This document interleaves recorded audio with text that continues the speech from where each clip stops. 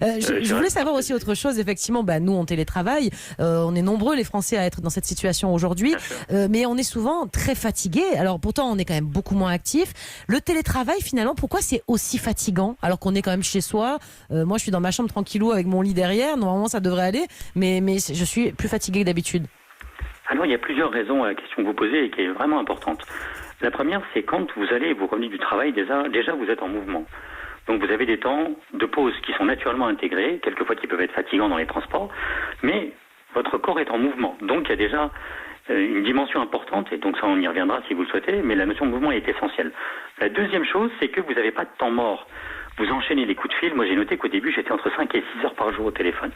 Et c'est beaucoup plus fatigant de focaliser toute son attention sur un moyen de communication, un espace sensoriel, que quand on est face à face, qu'on se regarde, qu'on ressent la personne bouger. Il y a d'autres dimensions qui rentrent en ligne de compte. La focalisation n'existe pas.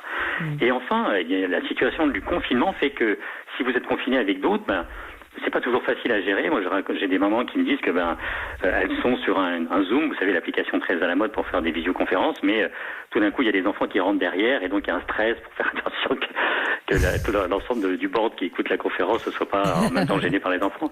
Donc il y a des stress supplémentaires. Donc il y a plein de paramètres qui rentrent en ligne de compte et qui font que, c'est pas du télétravail habituel déjà, mais deuxièmement, le fait de ne pas avoir de contact humain, et on voit à quel point c'est important en cette période de confinement, à quel point nous avons, nous les êtres humains, besoin de contact. De réaliser ça, de se mettre en relation avec notre propre humanité, nous permettra, une fois sortis du confinement, d'avoir acquis et cultivé quelque chose d'important.